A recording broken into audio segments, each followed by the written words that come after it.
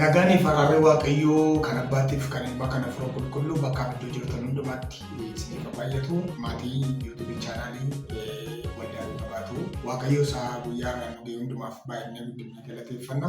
Egaa yeroo darbe sagalee waaqayyoo ergaa Pheexros duraa boqonnaa 5 lakkoofsa 6 kaasee amma 9tti isa jiru dubbifannee walii wajjin ilaalaa turreerra. Mata duree fuula waaqayyoo duratti gadi deebisi kan jedhu irratti ilaalaa turre. Kutaa tokkoffaasaa walii wajjin ilaalleerra. Guyyaa irraa kana kutaa lammaffaasaa qabadee gara keessan dhufeera. Sagalee waaqayyoo kana walii wajjin dhaga'uudhaaf dubbii waaqayyoo dubbifannee achumaan waaqayyoon hin kadhanna akka waaqayyoon nutti dubbatutti sagalee kana nan dubbisa akkamitti jedha maqaa gooftaa Yesuus Kiristoosiin. Kanaafis waaqayyo yeroon isaa yommuu ga'u akka ol isin qabutti akka isaa saanguu qabeessa jalatti gad of deebisa. Inni isiniif wayyaaduuf yaaddoo keessan hundumaa waaqayyotti gataatee dhiisaa of qabaa. Of qabaa. Yaaddoo keessan hundumaa waaqayyotti gataatee dhiisaa of qabaa dammaqaas. Seetanni amajaajiin keessan akka leenci yeroo beela'utti aadaa naanna'utti nama liqimsuu barbaade hin naanna'a. Dhiphinni sanyii isa kan keessanii kun obboloota keessa warra guutummaa biyya lafaa keessa jiraatanitti akka dhufu beekaatii warra amantiitti jabaatan ta'a.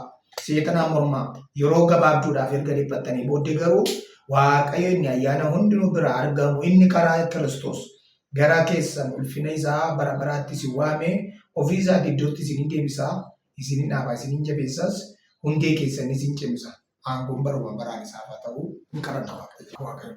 Maqaa waaqayyo gooftaa kan abbaattiif kan ilmaatti kan hafuura qulqulluutti guddifnee baay'inee si galateeffanna.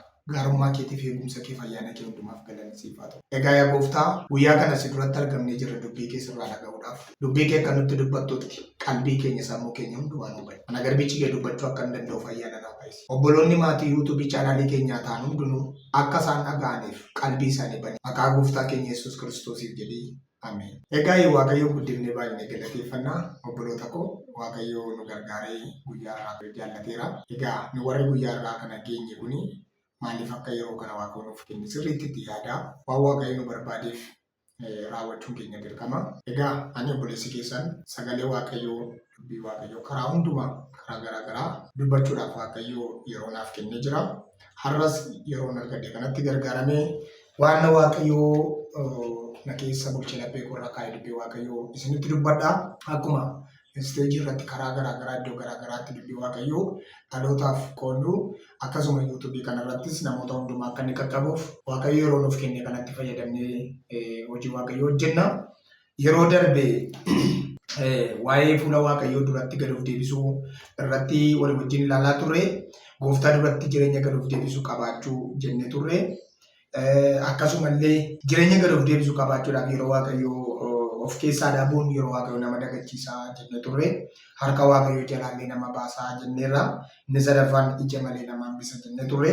Inni lammaffaan walii wajjin ilaallee turre namni fuula waaqayyoo duratti gad of deebisuudhaaf dammaqaa ta'uu qaba jennee turre. Nama dammaqe wanta sadiitu isa golgee jira jennee inni jalqabaa amantee inni lammaffaan jaalala inni sadaffaan immoo abdiidha jennee wantoonni kun sadanuu jireenya nama fuula waaqayyoo duratti dammaqee jiru kana golgee jira jenne. Kutaa lammaffaa nuyi itti fufnee walii wajjin ilaalla jennee irratti dhaabbadhee namni dammaqe tokko maal amala akkamiitu jireenya isaarraa mul'ata yookaan maaltu isaaf ta'a kan jedhu kan walii wajjin ilaallu. Namni dammaqee dheekkamsa jalaa oola. Namni dammaqee dheekkamsa jalaa oola. Jireenya nama dammaqee tokkorraa kan argamu dheekkamsatu sarratti hin ta'u. Firdii bara baraatu sarratti raawwatu. Nama dammaqee akka sagalee waaqayyoo akka dubbii waaqayyoo kanatti gaafa ilaallu namni dammaqe tokko firdiitu sarratti raawwatu. Jireenyuma keenyarraa kaafnee wantoota kan biroo fakkeenya fudhannee olaallee namni sirriitti irribii san dagne tokko hattuun akka isa hin saamne yookaan immoo hattuun akka isaa hin hanne godha.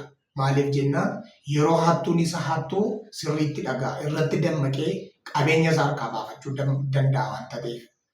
Namni irribii gadi isa hin qabne tokko namni irribii isa hin dagachiifne tokko hattuuf illee hin saaxilamu. Manni isaa akka saamamuuf cabamee akka saamamu qabeenyi isaa akka saamamuuf tola hin jedhu. Maaliif jennaan irratti dammaqa hattuu sanarratti waan ta'eef. Akkasuma warra waaqayyoon hin nageenye irratti dheekkamsi waaqayyoo akka dhufu beekee warri kan Kiristoos ta'an dammaqanii yeroo ammaa keessatti waan gara firdiitti nama geessuu fi waan gara dheekkamsa waaqayyootti nama geessan irraa jallatee irraa gora namni jireenya dammaquu keessa jiru. Ergaan Phaawulos gara warra Tasalonqeetti barreesse boqonnaa 5:9 irraa kaaftanii olaaltan isa kan argachuu dandeessu. Macaafa seera uumamaa boqonnaa 6:18 irraa kaaftanii illee hodhattan ilaaltanii waaqayyoo Nohin biyya lafaa keessatti nama isa dhaga'u, nama wanta waaqayyootti dubbatu, nama wanta waaqayyoo jedhu dhaga'u argate. Kanaaf yeroo hundumaa Nohin dhaloota kanatti yaada garaa geeddarannaa dubbadhu, itti lallabi barsiisi. Dhaloonni kun karaa isaaniirraa akka deebi'anii, cubbuu isaaniirraa akka isaan deebi'anii, jallina isaaniirraa akka isaan deebi'anii itti dubbadhu jedhee waaqayyoo Nohitti ajandaa kana yoo kennillee Nohi wanta waaqayyoo harkaa fuudhee kana dhaloota kanatti dubbata. Dhaloonni kun garuu waaqayyoon hin dhaga'an. Nohinis hin dhaga'an. Yaada Nohi itti dubbatu kana tole hin jiran. Waa waaqayyoo Nohitti kenne galfata kan harkaa fuudhanii raawwatanii ture. Booddee keessa waaqayyoo dhaloonni kun akkas hin dhageenye waan argeefi ati muka ta'urraa marqaba tolfadhu. Badiisaaf dha'icha dhaloota kanatti dhufu jalaa of oolchi. Rakkina bor dhaloota kanatti dhufu jalaa akka hin miidhamneef of baraarii muka ta'urraa marqaba tolchi ittiin jedhee waaqayyoo Nohitti yogguu dubbatu Nohi akkuma waaqayyoo isaan jedhan yeroo waaqayyoo itti isatti dubbatee kaasee muka soofuu jalqabe. Markaba tolchuu jalqabe. Utuu markaba tolchuu yookaan utuu markaba soofuu muka soofee markaba tolchuu waggaa dheeraa lakkoofsise, bara dheeraa lakkoofsise. Kana jechuun waggaa 120 jechuun salphaa miti. Waggaa 120 kana muka soofuu jalqabe. Markaba tolcha. Waaqayyoo dalgee isaatti dubbata, hojjaa isaatti dubbata, bal'ina isaatti dubbata, kutaa isaatti dubbata. Qajeelfama waaqayyoo harkaa fudhate Nohi cal jedhee taa'eetu bidiruu tolcha. Maaliif rakkina yookaan dheekkamsa waaqayyoo jalaa ooluudhaaf, dheekkamsa waaqayyoo jalaa baraaramuudhaaf. Dhalooti kun dheekkamamuudhaaf jiru, dhaloonni kun rakkinatti galuudhaaf jiru. Isaan kana jalaa baraaramuudhaaf waan waaqayyoo hojjedhutti hin jedhee kana hojjechuu jalqabe. Lakkoofsa 18 ammaa kanatti garuu waaqayyoo kenne ani si wajjinan bidiruutti hin galay, si wajjinan itti galay. Warra waaqayyoon dhaga'an dheekkamsa jalaa oolu. Warra fuula waaqayyoo duratti gad jedhan, jireenya fuula waaqayyoo duratti gad jechuu warri qabaatan dheekkamsa jalaa oolu. Nohi fuula waaqayyoo duratti gad jedha waanta ta'eef dheekkamsa dhalootatti dhufu kana jala, badiisa dhalootatti dhufu kana jala, du'a dhalootatti dhufu kana jala, baduu dhalootatti dhufu kana jala akka ooluuf waaqayyoo irraa dhaga'ee bidiruu hojjechuu jalqabe. Gaafa inni xumuree jedhu akkasitti jedhe waaqayyo ani si wajjinan itti gala jedhe. Si wajjina markabicha keessa jiraadha jedhe. Obboleessa waaqayyoo badiisa dhalootatti dhufu jalaa si oolchuudhaaf ammaa kaatee akka ta'uuf qopheessitu. Salphina dhalootatti dhufu jalaa ba'uudhaaf ammaa kaatee akka ta'uuf qopheessitu. Bidiruu hafuuraa keetti akka ati galtu sitti dubbata waaqayyo. Kakuu moofaa keessatti bidiruu itti Nohi maatiinsaa salphina jalaa badiisa jalaa dhumaatii jalaa ittiin ba'an Nohitu bidiruu tolche. Bidiruun kakuu haaraadha dhaloonni kun ittiin du'a jalaa oolu waaqayyootu ilma isaa Yesuus Kiristoosiin gara biyya lafaatti erge. Bidiruu ittiin dhaloonni du'a jalaa oolan Kiristoosii. Bidiruu kakuu haaraa. Isa ittiin dhaloonni du'a jalaa oolan. Isa ittiin dhaloonni firdii du'a lammaffaa jalaa ittiin ba'an. Isa kana. Waaqayyootu ilma isaa Yesuus Kiristoosiin gara biyya lafaatti erge. Warri sattamana bidiricha keessa lixanii du'a jalaa oolu. Salphina jalaa oolu. Inni lammaffaan mi'a lolaa isaa hidhatee lolaaf qophaa'a. Namni dammaqe mi'a lolaa isaa hidhatee lolaaf qophaa'a. Mi'i lolaa waaqayyoo kan kiristiyaanotaa diishkaa miti, sinaayipera miti, maxarasii miti, jeettii waraanaa miti, makiinota waraanaa miti, shuggutii miti, eeboo miti, dullaa miti. Waan biyya lafaa kanarraatti dhaloonni dhiiga walii dhangalaasaa oolan kan mi'i lolaa kiristiyaanotaa warri Yesuus Kiristoositti amanan kan isaan ittiin uumama foon uffatan utuu hin taane warra qilleensa keessa jiraatanii humna hafuurota amoota warra machoota hafuurota ammeenyaa sana kan nuyi ittiin lollu Phaawulos warra Efesoonitti dubbatee jira. Boqonnaa 5 lakkoofsa 13 irraa kaaftanii amma 17tti ergaa kana argatu. Mi'i lolaa waaqayyoo nuti hidhachuu qabnu kuni isa kamiidha kan jedhuuf tokkoffaa irratti dhugaa. Dhugaan mi'a lolaa kiristiyaanotaati. Waldaa kiristaanaa keessa dhugaan hin jiru. Waajjira mootummaa keessa dhugaan hin jiru. Gabaa daldalaa keessa dhugaan hin jiru. Mandara keessa dhugaan hin jiru. Eessayyuu dhugaan argattan. Baay'een namootaa aca barbaraa, sobaa, waan jal'aa hojjetaa, waan wal hin fakkaanne wal fakkeessaa deemaa oolu. Kanaaf Phaawulos warra Efesoonitti akka nama sabbataan hidhatutti dhugaadhaan mudhii keessan jabeeffadhaa. Obboleessa koo dhaggeeffadhus tan hima. Namoonni baay'ee yeroo tokko tokko akkana godhu waan namni isaan deeggaru dhibeef, waan namni dhugaa isaanii bira dhaabatee isaan utubu dhibee fi dhugicha isa qabatanii jiran sanarraa galagalanii gara daandii sobaatti jallatanii soba duukaa hiriiru. Waan tokkoon si yaadachiisa. Macaafa seera uumamaa boqonnaa 39 lakkoofsa 7 kaaftanii gaafa ilaaltan nama abjuu dhalootaa qabu bor nama guddaa ta'uudhaaf Waaqayyo bira abjuu argate Yoosef maatii abbaa isaa keessaa abjuu guddaa namni qabu. Gaaf tokko obboloota isaatiin gurgurame mana Pootifaaraa keessaa utuu hojjetu haati manaasaa anaa wajjin ciisi jetteetu dinqa ishee irratti qabatteennaan kootii isaa itti gateetu jalaa baqate. Gaafa abbaan manaa ishee galu Ibrichi ati fiddee mana keenya keesse kun jallinaan irratti dalaguudhaaf anaa wajjin ciisuudhaaf inni ol deebi'eennaan na qabannaan irratti iyyee namatti dammaqseennaan kootii sanatti gadhiisee bade jettee kun raagaadha jettee fuutee mootichatti agarsiiftee jedhe. Ilaalaa soba baay'ee dhugaa fakkaatu kana ilaalaa. Soba nama hundumaa dogoggorsu kana ilaalaa dhugaa fakkaate. Kun abbaa murtii duwwaa miti. Qeesiyyuu, raajiyyuu, appoostiliyyuu, faarfataayyuu, amantootayyuu nama kamiyyuu jechi kun dhugaadha jechiisisee nama fudhachiisa. Maaliif jennaan jaakettee qilleensa Yoosef irratti beekameetu haadha manaa mootichaa harka jira. Haadha manaa ajajjuu waraanaa ajajjuu duulaa sana harka jira. Garuu inni dibata gaturra kootii gatuu wayya jedheetu. Ayyaana gaturra kootii gatuu wayya jedheetu. Abjuu gaturra kootii gatuu wayya jedheetu kooticha isheetti gadhiisee harka baqate. Jireenya mijataa nutu jiru, haalli mijataa nutu jiru lakki jedhe. Ayyaana koo gaturra kootii kana gatuutu barbaachisaadha. Ilaalaa somni yeroodhaaf iddoo qaba. Yeroodhaaf baay'ee iddoo guddaa qaba. Yeroo ajajjuun duulaa sun dhufee jedhu ilaa kunooti wanta inni irratti dalage kana ilaalii jiru innis aaree bambade isas qabanii gara mana hidhaatti geessanii gara lafaa jalatti waggaa 13 akka inni hidhamu murtiin itti laatan. Waaqayyo abbaan abjuu mucaasaa keessa kaa'e sun abjuu sanaaf haala mijeessaa waan jiruuf gaaf tokko mootichi abjuu guddaadhaaf ulfaata akka inni abjootu godhe. Mootichis kan inni abjootu akkana godhe. Saawwan gaggabbotoo torbatu qarqara laga Abbayyaatti oolya. Saawwan huuqqatoo torba in arga. Saawwan huuqqatoonni torban qarqara laga Abbayyaatti oolyaa sun saawwan gaggabbotoo torban sana liqimsanii boci isaanii yookaan bifti isaanii hin geeddarame akkuma isaanii sanatti hafan ammayyuu huuqqatoo. Waan kana argee namoota abjuu hiikan biyya sana keessa deemee waamee walitti yaasee gaafatu iyyuu hiika abjuu sana ni bare. Gaaf tokko Yoosef namoota mana hidhaa keessa jiraniif abjuu hiike. Isa tokkoof akkuma inni hiike gaafa guyyaa sadaffaa gadi baafame fannifame. Inni tokko akkuma inni hiikameef gaafa guyyaa sadaffaa daadhee buusuudhaaf gara mana mootichaatti ol deebi'e. Namicha gara mana mootichaatti ol deebi'e sanaan gaaf tokko nan dagatiin na yaadadhu jedhe. Namittiinis haala itti tole irraanfattu iyyuu Waaqayyo inni mucaasa mana hidhaa keessatti ilaalaa jiru achi keessaa bahee akka inni mootii ta'u barbaadaa jiru sun abjuu gombisa abjuu dhaloonni hiikuu hin dandeenye fuudhee mana mootii keessatti lafaan dha'e. Inni abjuu hiikuu danda'u mana hidhaa keessa jira. Inni dhaloota kana hiikuu danda'u. Inni dhaloota kana furuu danda'u. Inni dhaloota kana du'a keessaa baasuu danda'u. Inni dhaloota kana beelarraa oolchuu danda'u. Hidhaa keessa jira. Inni haadhu. Hamman achi keessaa dhufutti hamman achi keessaa ba'utti homaa tokko furmaanni biyya sana keessa akka hin argamne Waaqayyo waan godheef mucicha akkasitti jedhe. Inni abjuu nu hiike akkuma abjuucha nu hiike sana taane sun amma maqaan isaa Yoosef jedhamu mana hidhaa sana keessa waan jiruuf yoo inni dhufe abjuu kana hiikuu hin danda'amu jedheetu itti hime. Mootichis dhaqaa fidaa jedhee hojjettoota isaa itti erge. Dhaqaniitu achi keessaa baasanii farda mooticharraa ka'anii gonfootti gonanii uffatatti uwwisanii fidanii dhufan. Mootichi abjuu inni itti jedhamu gurbaa jedhee gaafate. Abjuu kan hiiku Waaqayyoodha. Garuu yaa mootii isin abjuu keessanii maddaa jedhe. Of hin himne ani sirriidha cimaadha humna qaba nan beeka abjuu hiikuu nan danda'a baay'ee naan hojjeta jedhee hin dhaadanne. Kan hiiku abjuu Waaqayyoodha garuu himadhaa. Akkuma mootichi abjuu sana himate bara quufaa torbatu dhufe.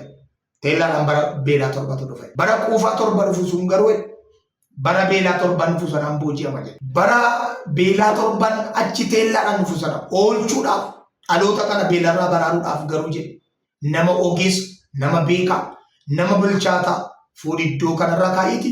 Bara quufaa torbaa kana keessa waan jiru hundumaa minaa walitti qabanii gombisaatti naqanii bara beelaa torban dhufu sana dhaloonni kun akka ba'an godhe jennaan. Akkana jedhee mootichi nama hubataaf qalbeeffataa namni akka keetii eessaa argame barcuma koo duwwaadhaan hin ta'a iddoo kana ati garuu waan kana hundumaa godhe. Waaqayyo iddoo sii kenna. Waaqayyo lafa sii kenna. Waaqayyo biyya sii kenna. Waaqayyo dhaloota sii kenna. Waaqayyo lafa abjuu keetiin si ka'a. Yoom gaafate mi'a lolaa Waaqayyo si hidhachiise qabattee dhaabattu. Humna Waaqayyo si hidhachiise. Abjuu Waaqayyo si keessa kaa'e qabattee gaafate dhaabattu. Egaa gara sagalee kanaatti achasisinii deebi'a. Gaafa namni dhugaadhaan jireenyi isaa jireenya dhugaadhaan geggeeffamu karaa dhugaarra gaafa geggeeffamu akkuma Yoosef Waaqayyo lafa dhokatteef tasiin jedhanii akkatti dabartee dhattee mul'attu godha. Seenaa ittiin namoonni ajandaa kee maqaa kee dhiisanitti gamasitti dhattee ol baate biqilta. Gamasitti dhattee ol baate argamta. Namoonni seenaa kee lafa isaaniitti dagatanii. Waa'ee Yoosefiin abbaan irraanfateera. Boo'ee garaa kutateera. Bineensatti nyaata ittiin jiraniiru. Obbolaan garaa kutataniiru. Haati garaa kutateera. Firri lammiin hundumtuu garaa kutataniiru. Garuu lafa isaanii yaaddetti gamatti dhaqee nama guddaa ta'eera. Akkuma Waaqayyo dubbate maatii abbaa isaa gidduutti abjuu kana abjoote hime sana akkuma gaafa abbaa isaatti hime obboloonni isaa mootummaan dhaqanii gugguufanii haati isaa abbaan isaa dhaqanii gugguufanii hin sagadan. Maal si jechuun barbaade? Dhugaa si keessa jiru qabadhu itti fufati. Soba bitaan mirga keetii duutu ilaaltee abdii kutattee sobichatti harkallaati. Dhugaa si keessa jiru qabadhu itti fufati. Dhugaa jireenya kee keessa jiru sana mudhii kee hidhadhati. Guyyaa itti dhugaan lafa qabatu dhufeera. Guyyaa itti dhugaan lafa jiru asan jira jedhee obbeessisu dhufeera. Garee warra dhugaa mul'achuudhaaf jiru. Efesoon boqonnaa 6:14 aasaarra dhaqaa ilaala. Luqaas boqonnaa 12 lakkoofsa 35 irraa kana jedha. Nan dubbisa iddoo sana. Luqaasiin boqonnaa 12 dafeen naqeessi ni dubbisa iddoo sana. Lakkoofsa 35 itti fufee mudhiin keessan hidhatamaa ibsaan keessanis ifa haa ta'u. Irra deebiinis ni dubbisa. Itti fufees mudhiin keessan hidhatamaa ibsaan keessanis ifa haa ta'u. Ameen. Mudhiin keessan maal haa ta'u jedha? Hidhatamaa haa ta'u jedha. Phaawulos immoo warra Efesooniin dhugaadhaan mudhii keessan hidhadhaa. Dhugaadhaan mudhii keessan hidhadhaa. Luqaas immoo akkana jedha iddoo biratti. Mudhiin keessan hidhatamaa haa ta'u jedha. Namni mudhii isaa gaafa dhugaadhaan hidhatee adeemu somni bitaan mirgaa jiru baay'atee dutee dhugaa sanarraa isa kaachisuu waan hin dandeenyeef. Ergaa Phexroosiin isa duraa boqonnaa 1 lakkoofsa 13 irraa maal jedha? Dhaqeen iddoo kana isinii dubbisa. Ergaa Phexros isa duraa. Boqonnaan 1 lakkoofsa 13 irraa. Kanaafis mudhii yaada keessanii jabeeffadhaa. Warra of qaban ta'a. Abdii keessan guutummaatti ayyaana isa yeroo Yesuus Kiristoos mul'atu isiniif dhufu irra kaawwadhaa. Akkana jedha mudhii yaada keessanii jabeeffadhaa. Mudhii yaada keessanii jabeeffadhaa. Waaqayyo maqaan isaa bara baraan ulfaata. Warri dhugaadhaan mudhii isaanii jabeeffatan wantoota kana lamaantu jira. Warra abdii qabanidha warri kun. Abdii qabu, fuuldura isaaniitti abdii qabu, jireenya isaaniitti abdii qabu, hojii isaanii keessatti abdii qabu. Inni lammaffaan warra ayyaana keessa jiraatanidha. Yeroo hundumaa ayyaana gooftichaa keessa jiraatu. Jireenya ayyaanaan guutame keessa jiraatu. Abdii qabu waan ta'eef. Isa lammaffaan isinitti himu. Mi'a lolaa Waaqayyoo inni lammaffaan maa inni kan jedhamuuf qajeelummaatti jiraachuu. Qajeelummaatti jiraachuu. Isaayyaas boqonnaa 59 lakkoofsa 17. Qajeelummaatti jiraachuu. Macaafa Isaayyaasii 59 lakkoofsa 17. Akkana jedha isiniin dubbisa. Inni qajeelummaa akka madda sibiilaatti uffata. Fayyinas akka gonfoo sibiilaatti mataa irra hin kaawwata. Inni ijaa baafachuu akka uffataatti, inaaffaas akka qolootti hin uffata jedha. Eenyuun Yesuus Kiristoos. Efesoon boqonnaa 6 lakkoofsa 14 baasaarraa immoo isa kanas argachuu dandeessu. Qajeelummaa akka madda sibiilaatti uffata jedha. Fayyina akka gonfoo sibiilaatti kaawwata jedha. Kan nama ajaa'ibu waa'een fayyinaaf waa'een qajeelummaa kuni jireenya nama dhuunfaa gargaaru. Qajeelummaa isin qabaattan isiniin gargaaru. Fayyinni isin qabaattan mataa keessan gargaaru. Ofiif jennee jireenya qajeelummaa jiraachuu. Ofiif jennee fayyina qabaachuu. Fayyinni inni jedhamu kun isa dhukkubatti fayyan miti. Isa HIVtti, kaanseriitti, sukkaaratti, dhiibbaa dhiigaatti fayyan miti. Lubbuu keenya kana dukkana keessa mootummaa seexanaa jalaa haboo dukkanaa jala gara Kiristoositti fidu, gara ifa bara baraatti fidu, gara mootummaa Waaqayyootti fidu. Fayyina jechuun isa kana. Fayyina jechuun isa kana. Inni kun jireenya mataa keenyaa gargaara. Ofii keessaniif jettanii jireenya bara baraatti galuudhaaf hawwii keessaniif jettaniitu. Fayyinni keessan kan isin gargaaru. Qajeelummaa akka xeebaatti mudhii isaatti hidhamee jira jedha. Akka xeebaatti. Isa sadaffaan isinitti dubbata. Mi'a lolaa Waaqayyoo isa kam kan jedhu. Inni sadaffaan wangeela jedha. Wangeela jedha. Efesoon boqonnaa 6 lakkoofsa 15. Efesoon kanarraa kan isin agartan lakkoofsa 15 kanarraati wanti isin agartan akka nama wangeela nagaa kana lallabuudhaaf jedha. Akka nama kophee kaawwatutti wangeela kana kaawwadhaa. Isa lallabuudhaaf kaa'aa jedha. Phaawulos immoo gaafa dubbatu Roomaa boqonnaa 1 lakkoofsa 16 irratti wangeela kana takka illee yaade dubbata. Akka ittiin qaanonni dubbatu. Bara nu amma keessa jirru kana keessatti Dhaloonni umuriin keenya tokko ta'e kana yeroo itti wangeelatti illee qaana'utti dhufe maaliif jettoota isin ilaaltan namni macaafa qulqulluu kana baatee waldaan dhaqu ergaa sagalee waaqayyoo isa dhugaa kana qabatee waldaan dhaqu waldaa kiristaanaa keessatti wangeelli kun hin lallabama yoo ta'e dhaloonni hanga wangeelli kun lallabamee xumuramutti taa'ee moobaayilii qaqqaba taa'ee feesbuukii fayyadama macaafa qulqulluu dhaga'uun barbaadu namoonni baay'een faashinii keessa darbanii wangeela waldaa keessa ka'anii irraan lallaban raajonni baay'ee wangeela baatanii waldaan dhaqan moobaayilii kana qabatanii moobaayilii irra dhaabatanii lallabu moobaayilii kana irraa kaa'atanii asirraa dubbisu moobaayilii irraa dubbisutu dogoggora qabaatan miti humna macaafa qulqulluu kana beekuutu nurra jiraata Phaawulos kanaaf akkana jedhe wangeelatti illee yoo namoonni zambilii baatanii gabaa dhaquutti illee yaa'an garuu macaafa qulqulluu baatanii waldaa dhaquutti baay'ee qaana'u macaafa qulqulluu baatanii waldaan dhaqan sagalee waaqayyoo kana qabatanii waldaan dhaqan mana isaanii keessaa isaan kan mataa dura kaa'atanii rafu isaan kan miila jala kaa'atanii rafu isaan kan cinaacha jala kaa'atanii rafu macaafa kana hin dubbifatan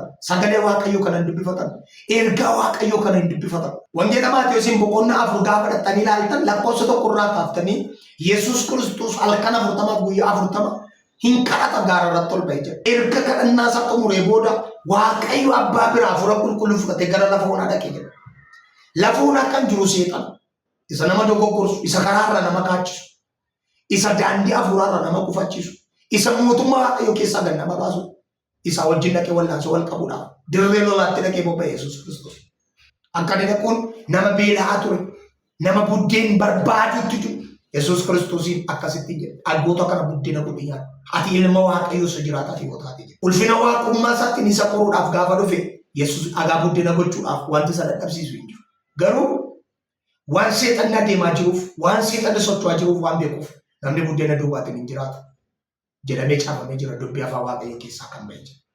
Dhaloonni kun caafata qulqullaa beeka taanaan sagalee waaqayyoo beeka taanaan qormaata seexanni isatti fidu jalaa ba'uu danda'a.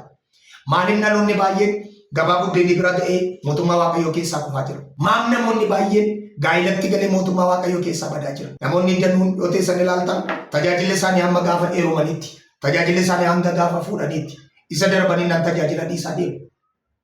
Yoo mucaa tokko godhatan tajaajila dhiisaa deemu. Hojii tokko argatan makiinaa tokko qabatan tajaajila dhiisaa deemu. Wangeela kana lallabuu dhiisaa deemu. Namoonni qabatanii tafayyartuudha.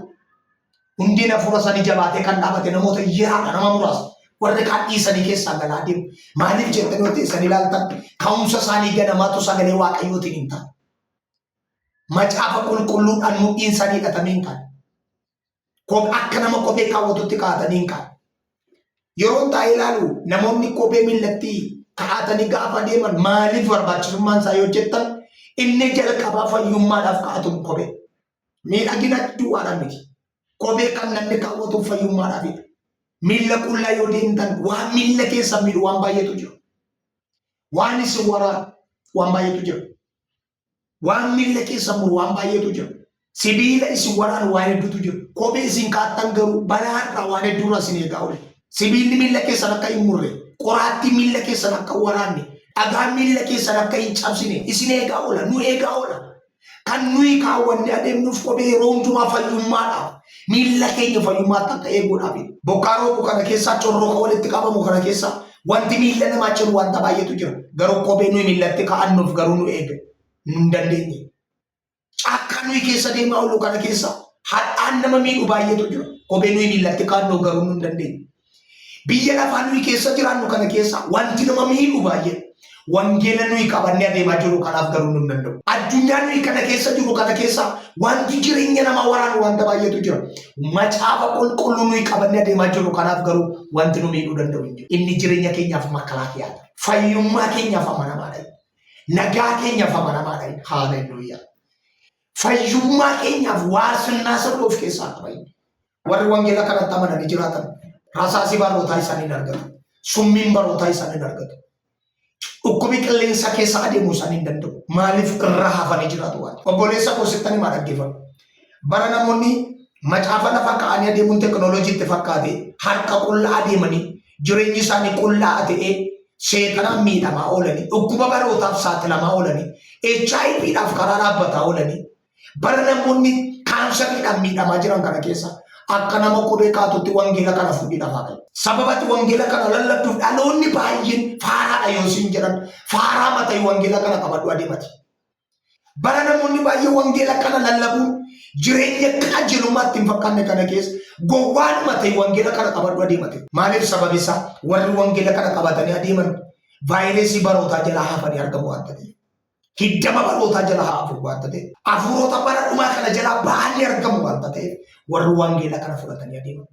Ayyaanni siif haa baay'atu. Akka nama kophee kaawwatutti wangeela nagaa lallabuudhaaf isa hidhadhaa kaa'ee ka'us. Akka nama kophee kaa'atutti.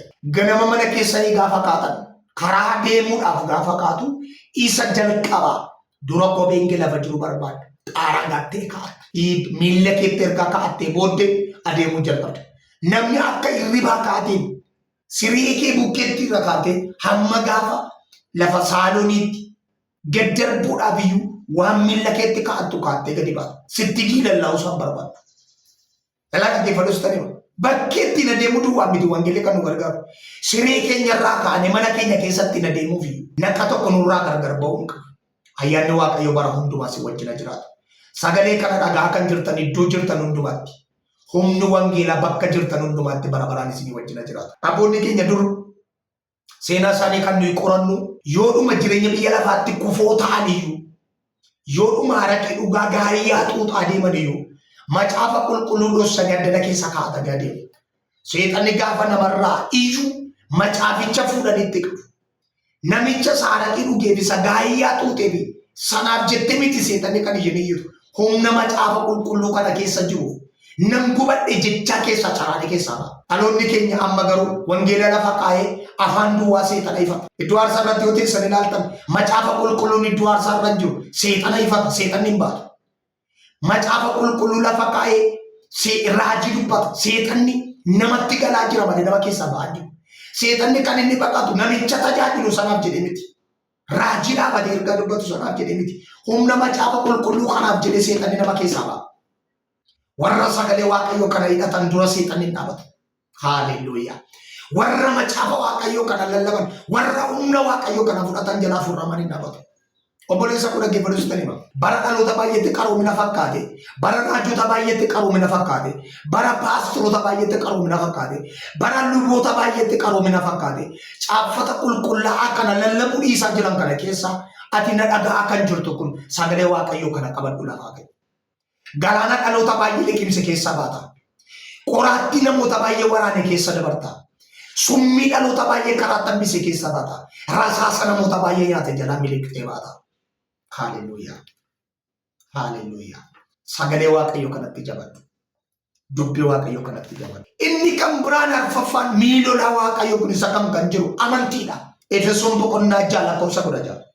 Amantii. Si barbaachisa amantiin eeyyee. Na barbaachisa amantiin eeyyee. Amantiin jireenya keenya baay'ee barbaachisa. Gooftaan Yesuus biyya lafaa kanarra gaafa dhufe warra amantii qaban gargaaraa ture. Warra amantii qaban fayyisaa ture. Israa'eliin bilisa baasuudhaaf Israa'eliin fayyisuudhaaf gara Israa'elootaa dhufe. Israa'eloonni fayyisaa isa isaaniin ergame fayyina isaanii kanatti dugda gatanii waan argameef sanyii warra ormaa dhaqanii garuu amantiidhaan waan isaatti dhiyaataniif warra amantii qaban fayyisaa ture. Warra amantii qaban hiikaa ture. Warra amantii qaban gargaaraa ture. Nuyyuu warra amantiidhaan dhumne isatti dabalame jireenya amantii. Amantiin rakkina keessa si baasa. Waan jireenya keetti ergamu jalaa si oolcha amantii. Ergaa Phaawulos isa duraa boqonnaa 6:16 gubbaarraa akkana jedhu. Kana hundumaa irratti amantii akka gaachanaatti fudhadhaa. Isaan xiyyaa isaa hamaa sana warra boba'aa deeman aamsuu hin dandeessu jedhu. Warra boba'aa deeman sakam isa hamaa. Isa sana aamsuu dandeessu amantiidhaan jedhu. Amantiidhaan isaan sana aamsuu dandeessu. Akka nama gaachana fudhatutti amantii fudhadhaa ka'a jedhu. Faayidaan gaachanaa beektu waan baay'ee dubbachuu dandeessu. Loltuun gaachana harkatti qabatee dirree lolaatti gaafa bobba'u eeboon darbatamee gaachana keessa bu'u. Xiyyaan dhuka'ee gaachana keessa bu'u. Wanti gaachana keessa darbu tokko iyyuu hin jiru. Amantii qabda ta'ennaan wanti amantii keessa darbee jireenya keenya hin jiru. Waaqayyoo karaa sana si gargaara waan ta'eef. Fakkeenya boqonnaa 30:5 isa duraa Yohaannis boqonnaa 5:4 humni ittiin biyya lafaa mo'an amantiidha. Humni ittiin biyya lafaa mo'an fakkeenya 35 irraa dhaqaa ilaalaa. Macaafa Faarfannaa 91:4 irratti dhaqaa ilaalaa. Humni ittiin biyya lafaa kana moof injifachuu danda'an amantiidha. Inni 5ffaan fayyina jedha. Efesoon boqonnaa ja'a lakkoofsa 17 asa. Fayyinni kun akkuma sila dubbadhee ture isa kaanseriitti, aaxarii dhukkuba kaleetti, dhukkuba onneetti, HIVtti, narviitti, wantoota garaagaraatti fayyan miti inni kun. Mootummaa seexanaa jalaa gara mootummaa Waaqayyo isa bara baraatti dhufu. Dukkana keessaa gara ifa isa bara baraatti dhufu. Cubbuu jalaa gara fayyina isaa hafuuraatti dhufu. Fayyinni isa kana. Warra Yesuus Kiristoosin hin beekne, warra mootummaa seexanaa mootummaa dukkana jala jiran. Gooftaa Yesuus Kiristoosin fayyisaa lubbuu isaanii godhatanii kan hin fudhan. Maaliif sababi isaa wangeela Yohaannis boqonnaa 14 irratti lakkoofsa 6 ani karaadha dhugaadha jireenya jedha. Isa karaa ta'e Yesuus Kiristoos kana warra hin beekin jiran akka isaan isa beekan warra isa beekanii dhufan kana fayyina jedha. Zaduraa Tasalonqee boqonnaa 5 lakkoofsa 2 dubbifachuu dandeessu. Inni ja'affaan sagalee Waaqayyoo yookaan dubbii Waaqayyoo. Efesoon boqonnaa 6 lakkoofsa 17 baasa. Ibroota boqonnaa 4 lakkoofsa 12. Dubbii Waaqayyoo jiraataadha jedha. Maannaa abbaan ergaa Ibrootaa. Dubbii Waaqayyoo jiraataadha jedha. Siifiyyuu dubbii Waaqayyoo jiraata. Anaafuu dubbii Waaqayyoo jiraata. Isa bara baraan jiraatu. Isa yeroon irratti hin dabaran. Kitaaba barraa'ee harka keenya irra jiru tokko yerootu irratti darba. Nama kan biraatti dhufee waan isarra fooyya'u caalu tokko barreessee nutti fide. Yaadi namni tokko fide yaada nama kan biraa isarra caalu tokkotu dhufa. Dubbii Waaqayyoo kun garuu bara baraan kan hin jijjiiramu. Bara baraan jiraataa kan ta'e. Bara baraan ulfina kan qabu. Bara baraan fayyinisa keessa kan jiru. Of keessatti qabatee kan jiru. Dubbii Waaqayyoo jiraataadha. Humna hojjetus of keessaa qaba jira. Sagam ilaa sagalati. Jiraataadha. Humna hojjetus of keessaa qaba. Humna fayyisuus of keessaa qaba. Maaliin ammoo jiraataadha. Humna gedderu of keessaa qaba. Jireenya kee geddera, mana kee geddera, seenaa kee geddera. Mee waan tokkonis yaadachiisa. Namooti baay'een jireenya gaarii har'a namoonni keessa jiraatan kan fide sagalee Waaqayyoo kanaa. Akkaataatti uffannu kan nu barsiise sagalee Waaqayyoo kanaa. Akkatti dubbannu kan nu barsiise sagalee Waaqayyoo kanaa. Akkatti dhiqannu kan nu barsiise sagalee Waaqayyoo kanaa. Warri sagalee Waaqayyoo kana hin qabne namoonni baay'een uffachuun beekan qullaa yaa'aa jiru. Warri sagalee Waaqayyoo hin beekne kun namoonni baay'een nyaachuun beekan. Akkaataa nyaataa wallaalanii jiru. Lagatti kan muka afaarra jiraatu warri sagalee Waaqayyoo kun isaan biraan geenu. Dubbannaan beekan haasaan isaan hin galu. Jechoonni isaanii fudhataman qabu. Hin mi'aawu. Maaliif sagalee Waaqayyoo isa jiraataa kana jireenya isaanii keessa hin jiru. Dubbii Waaqayyoo isa nama jiraachisu kanatu isaan keessa hin jiru. Isaan masiin shaanii dhixxaniitti nyaatan. Isaan manuyi qodaa qulqulluu irratti nyaata qopheeffannetti nyaannu kana. Inni kan biraan immoo maxaxabiyaa yookaan dhiqannaa harka namoonni itti dhiqatan keessatti buddeen nyaataa kan jiran lakkoofsan qabu. Maaliif jennaan macaafni qulqulluun kun qaroomina isa cimaa gara keenyatti fide. Teknooloojii haaraa gara keenyatti fide. Sammuu ijoollee keenyaa bada. Namoonni baay'een sammuu isaanii akka banamu godhu. Kaan xiyyaara oofuu akka hin danda'an. Isaan kaan dookterii ta'anii nama tajaajiluu akka danda'an. Isaan kaan baratanii biyya kana bulchuu akka isaan danda'an godhe. Sammuu nama keessa akka isaan dubbachuu danda'aniif haboo isaaniif kenna. Ayyaanni gooftaa keenya Yesuus Kiristoos hunduma keessaniif haa baay'atu. Maaliif beektaa buleessa sagalee Waaqayyoo kun jiraataadha. Nama jiraachisa. Dubbii Waaqayyoo kun humna hojjetu of keessaa qaba. Ergaa Waaqayyoo kun jireenya keenya geeddaruu danda'a. Namoota baay'eetti kan mana ijaare sagalee kanaan. Namoota baay'ee kan konkolaataa kenneef sagalee kanaan. Namoota baay'een kan biyya irra deeman akka isaan biyya daawwatan godhe sagalee kanaan. Obboloota baay'ee yeroo isaan dhugaa ba'an namatti tola. Maqaa isaanii asirratti kaasuu kanan hin barbaanne namoota baay'eetu jira. Garuu jireenya isaanii irraa wanta Waaqayyoo isaaniif godhu. Yeroo hundumaa sagalee Waaqayyoo akka jireenya isaaniif godhe dubbatu. Dhugaa godhu. Dandeettii isaanii akka hin taane beekumsa isaanii qabeenya isaanii akka hin taane dubbatu. Warri gara sagalee Waaqayyoo kanaa dhufan jireenya jijjiiramaa qabaachuudhaaf hin danda'u. Akkaataa itti dubbannaa akkaataa taasaa isaan barsiisa waan ta'eef. Jiruuf jireenya isaan barsiisa waan. Waaqayyoo sagalee dhageenya kana nuuf eebbisu. Ammas kutaa kan biraa yeroo itti aanutti qabannee walii wajjin hin dhiyaannu. Jaalala Waaqayyooti yoo ta'e Waaqayyo yeroo nu kenne kutaa itti aanu yeroo kan biraa deebinee wal argina. Obboloota maatii YouTube channel keenya kan taatan ammas YouTube keenya akka inni maatii keessan bira ga'uuf obboloota keessan bira ga'uuf share godhaa namoota hundumaa biraan ga'aa qaqqabsiisa. Akkasuma namoonni maatii YouTube keenya hin taane adaraa yeroo bira keessan subscribe godhaa. Galaatii ilaalaa daawwadhaa. Ayyaanni Waaqayyoodhaa yeroo hundumaa bakkaaf iddoo isin jirtanitti isiniif haa baay'atu. Ana obboleessi keessan baay'een isin jaalladha. Isin nan kabaja. Gaafa gooftaan deebi'ee dhufu mootummaa Waaqayyoo keessatti wal argina. Yoo inni dhufa ture immoo deebinee kutaa kan biraadhaan walitti deebinee wal argina. Bakka iddoo jirtanitti ayyaanni Waaqayyo isiniif haa baay'atu. Iddoo nagaa nu tura. Amma nu wajjin kan jiru obboleessi keenya kaameraan waraabaa kan jiru ammas obboleessa keenya Saamiidha. Waaqayyo baay'ee jireenya isaa eebbisu. Hunduma keessan iddoo isin jirtanitti gooftaan isin haa eebbisu. Nagaa gooftaan naa tura eebbifama.